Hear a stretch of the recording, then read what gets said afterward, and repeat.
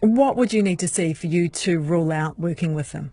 Well, they need to be focused on governing in the interests of all New Zealanders. They need to show that they are willing to play a constructive role in Parliament and in any future sort of arrangements. And at the moment, they're a long way away from doing that. So if nothing changes and we're in the lead up to the election, you would rule out working with them? I've said that we'll set out before the next election parties where we've got common ground, the sorts of issues that we could work with other parties on, and areas where we're just not willing to go. And that includes if there are parties that we just wouldn't work with, we'll set that out closer to the election.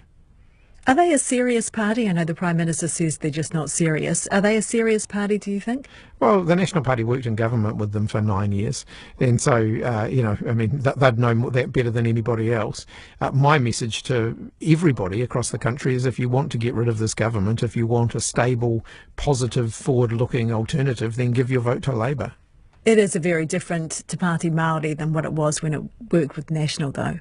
Well, so the National Party claims, but I remember the Māori Party having some pretty radical views when they went into coalition with John Key as well. Many of the positions that they're arguing now, they were arguing back then too. I think it's more about the makeup, though. The instability within the party, right? I remember Hone Harawira defecting from the Māori Party during the time that they were in government with the National Party. The other way of looking at it, it's an opportunity for Labour. You could pick up the Māori seats. Are you thinking about that? We'll be contesting all of the Māori seats very vigorously at the next election. We've won them all previously. We'll certainly be aiming to win them all at the next election. Do you think the current tumult within Te Pāti Māori makes it more likely that you would pick them up? If the voters in the Māori electorates want to have MPs that are focused on serving them and representing them rather than fighting with each other, then giving their vote to the Labour candidate standing in the Māori electorates would be a very good way of achieving that. Measles. Is the messaging right around measles at the moment? We've seen Wellington Girls High School ignoring ministry advice to open. They've chosen to close. Is the messaging clear around that? It's a really tough thing for schools to have to navigate, dealing with an outbreak like measles, because it's such a highly infectious disease, and I know that schools will want to do the right thing by their kids. I'd encourage them to follow public health advice. One of the things I learned from the 2019 outbreak when I was the Minister of Education is that there is a lot of vaccine hesitancy out there, and that unfortunately has only grown in the post-COVID period. And we've got a lot of work to do to provide information to parents so that they are confident in getting their children vaccinated. So should Wellington Girls not be ignoring the ministry advice to open? Well, I think one of the things Wellington Girls is navigating is the ministry advised them that it was safe to go ahead with their school prize giving, and then that became a source of potential infection. And so, I understand why they're feeling pretty cautious at the moment. The Prime Minister yesterday said vaccination rates had dropped under Labour. Did you drop the ball on that?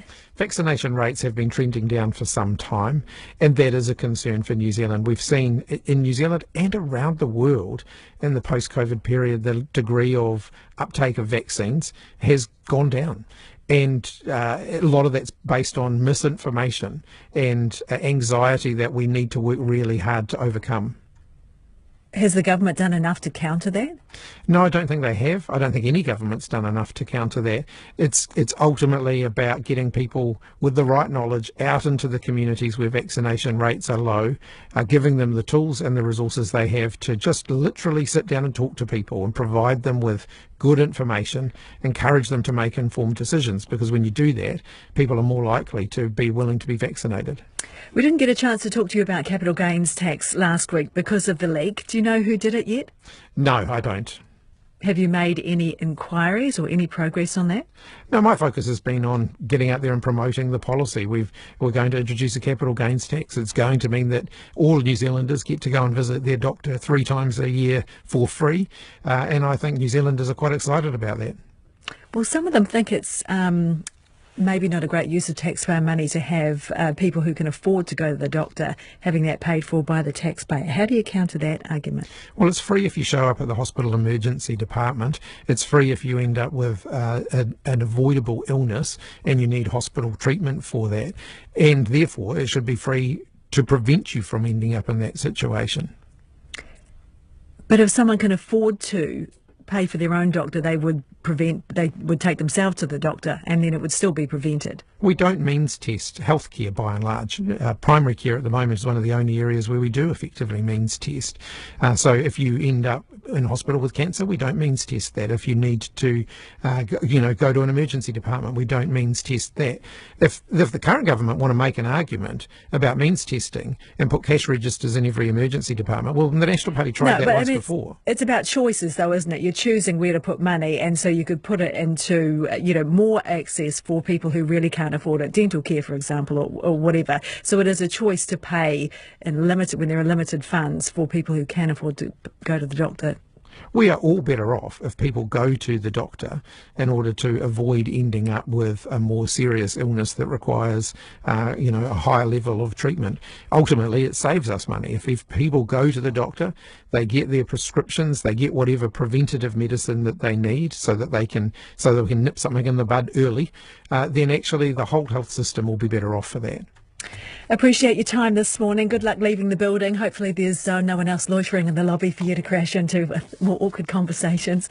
That was Labour leader Chris Hipkins. It is 8:15 now. Christchurch Airport says it's preparing for a record international summer season with more direct routes to the Garden City on offer to travellers. Within the last week, flights have resumed to Guangzhou and Hong Kong, while a new direct route to Adelaide also launched, and it was announced yesterday too that from May, travellers can travel non-stop between Christchurch and Rarotonga. Christchurch Airport's Aeronautical Development General Manager, Gordon Bevan, joins us now. Hi, Gordon. Good morning. Well, I suppose this is consistent with Christchurch being the place to be at the moment. It seems as though you're booming. Is that what is happening here? This is just strong demand from a growing population? Yeah, you're right. The fundamentals are looking really good for Christchurch. We've got a growing population. About 7,000 people have joined our population this year. And we're pretty popular abroad as well. So we're getting some big growth from our favourite airlines.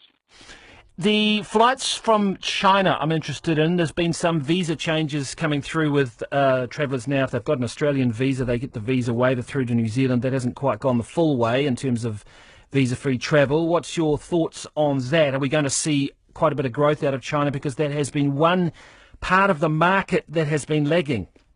It has, and it's something we're working on really hard.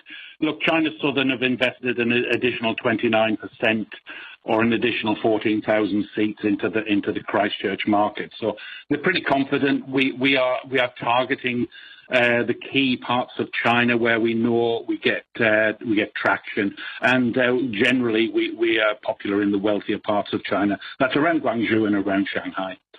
But the Australian visa is an interesting one. There's about 1/3 Chinese living in and around Melbourne, for example, and that's a market that we could bring across to New Zealand on weekend holidays, for example. Yeah, that is interesting. How's your relationship with the airlines and Air New Zealand? Everybody happy? Everybody's happy with Christchurch. Yep, we've got some great growth numbers from all the airlines, and we've had to fight hard for this increased capacity. We're still looking at 600 grounded aircraft due to Pratt & Whitney engine issues, so we've had to fight for our share. Cathay started yesterday, and they're going up 24%. Another 10,000 seats to Christchurch. But they feed from the whole of the world. Their network is just amazing, and their network is perfect for Christchurch. The Trans-Tasman aspect, Adelaide, a little bit interesting. Air New Zealand getting into that? That's a lovely one for us. That's a sister city service. About 15,000 seats. It's a seasonal service. The uptake has been fantastic, frankly. We've got demand on both sides of the Tasmans on that one. In fact, we're almost mirror images of each other's markets. It's wine, eating, great countryside, and just a great outdoor lifestyle. So we're transplanting one for the other. Talk to me a little bit about the competition. So there seems to be obviously a lot of competition